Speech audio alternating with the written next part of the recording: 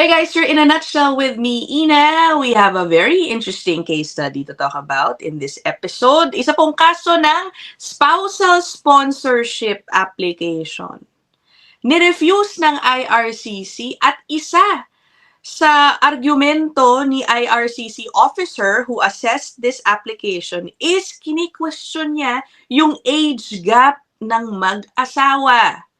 Isa yan sa mga dahilan kaya kanyang kini-question kung talaga bang genuine ang marriage na ito o talagang baka lamang nagpakasal para sa PR in short.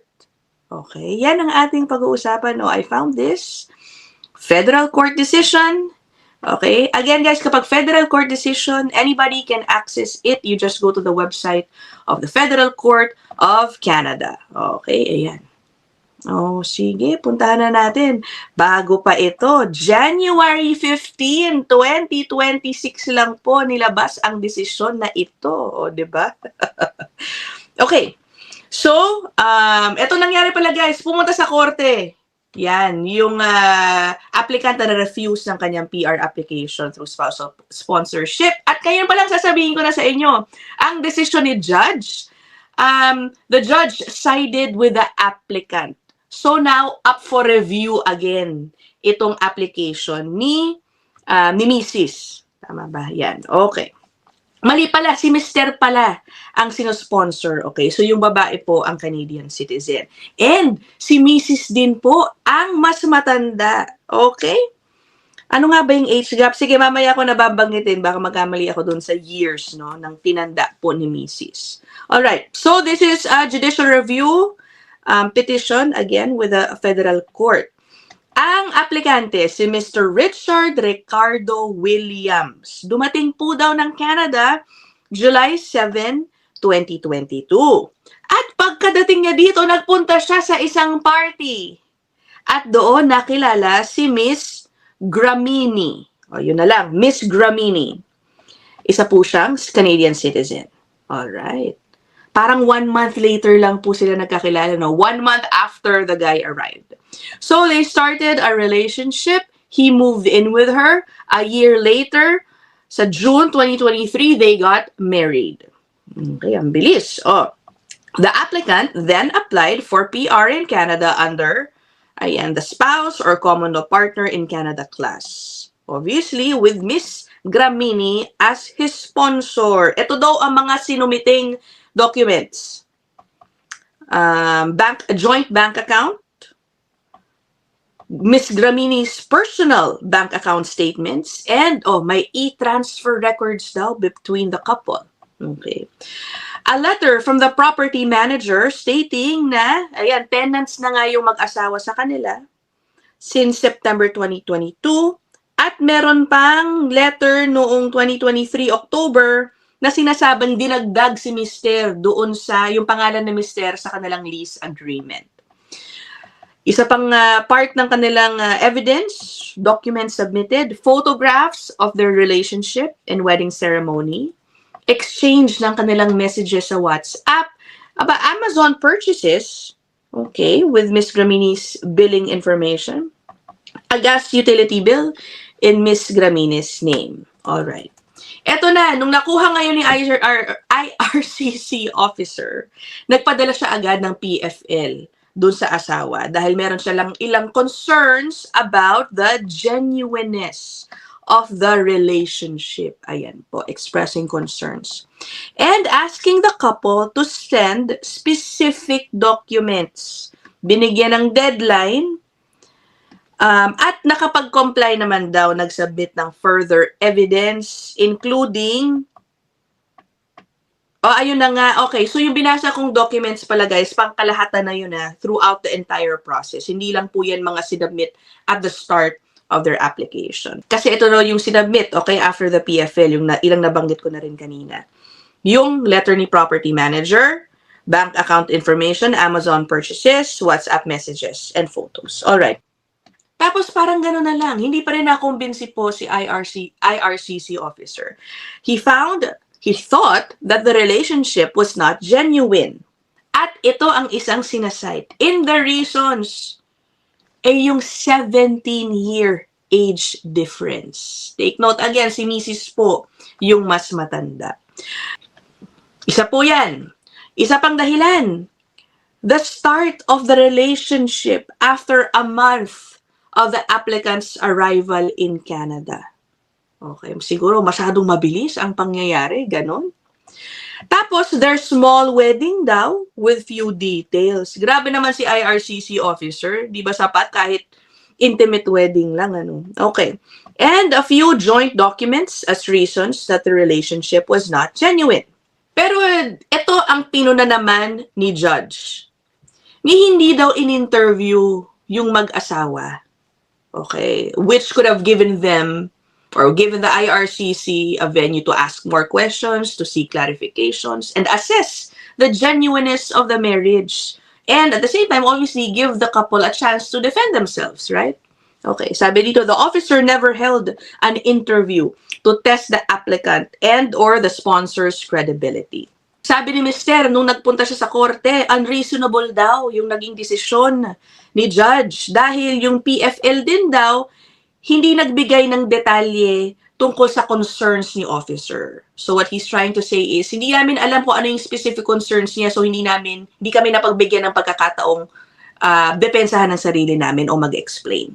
Eto na, puntahan na natin ang desisyon ni Judge. Basically, the judge thought that the officer assumed too fast, too quickly, masyadong ginudge ni officer ang relasyon ng mag-asawa dahil dun sa mga nabanggit nating dahilan. Okay? So sabi dito, without explaining the foundation of the finding, the officer found the timeline of the relationship to be too speedy for a genuine relationship.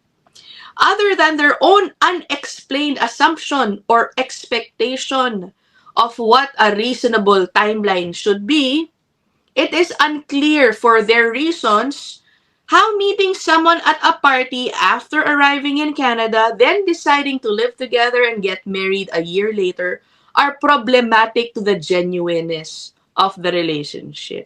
In short, ang sinasabi, ano mong batayan mo? Ano ba dapat ang batayan? Ibig sabihin ba na parang mabilis sila nagkakilala, mabilis silang na-in love, nag-live-in agad? Yun na yun, fake na agad. Kumbaga, the judge is asking for a detailed explanation. Ano ba ang dapat na expectation tungkol sa timeline ng isang relationship para masabi mo na genuine ito? Meron bang basihan yan? Na kung maikli lang, hindi na ito genuine? Ayan, okay? Bigay na bigay ako sa pag-explain, ano? Okay, so sabi ng decision ni Judge, the gap in the chain of reasoning on a material finding renders the decision unreasonable. Ito, may detalye, may isang paragraph tungkol dun sa age gap, no? So, the officer found na yung 17-year age difference was evidence daw of an ingenuine relationship. This is another unfounded, sabi ni Judge, this is an unfounded assumption or stereotype. Hindi ko naman ma-highlight. Ayan. Masyado naman nagsi-stereotype daw na porke malaking age gap, peke na. Okay. It is unclear what the officer's expectation for a reasonable age difference was and why the age gap was relevant. Okay, wala na naman paliwanag. Bakit? Ano ba dapat ang age gap lang para masabing tunay ang marriage? Ayan. So, sabi din ni Judge, hindi mo masisisi yung mag-asawa na hindi nila yan pinaliwanag kasi hindi issue para sa kanilang mag-asawa daw yung kanilang age gap. Yan, the couple cannot be faulted for not proactively explaining what they did not see as an issue. Okay, siguro nga naman, kapag pinaliwanag agad yung age gap, baka naman masyadong defensive ang dating. Diba?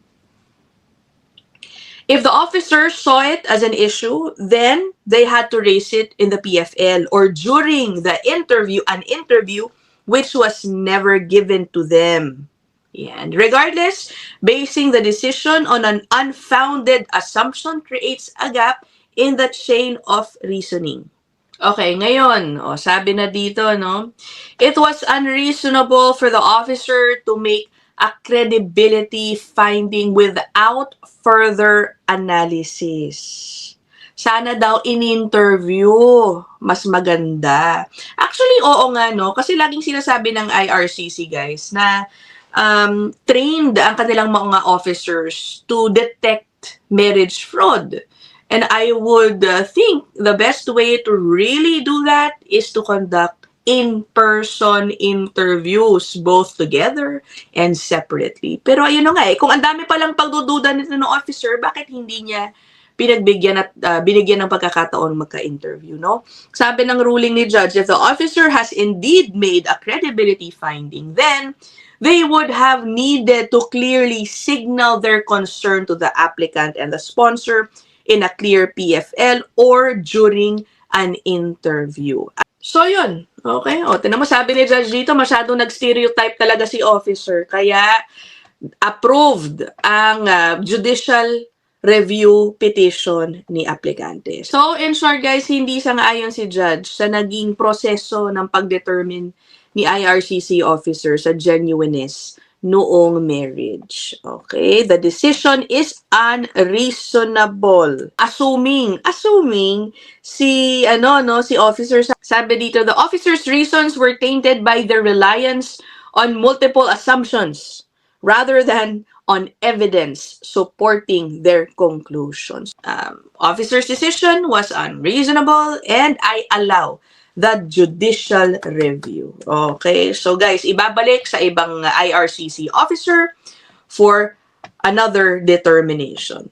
Yan. Okay, and the applicant can make additional submissions in advance of the redetermination. Okay, so ayan guys. I'd like to hear your thoughts about this age gap issue. Tama bang batayan yan?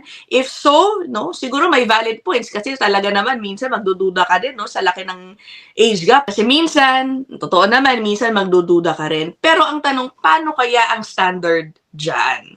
Who are we to say na dapat ganito lang ang age gap? Otherwise, pwede nang pagdudahan yan. Ang hirap din mag-set di ba? Tsaka syempre, ang hirap pag-issue ng pag-ibig na very subjective. O, di ba? Kung meron din po kayong similar story, experience na alam, share it with us in the comment section. I'll end this episode here. Okay, dyan na muna tayo. Bye, everybody!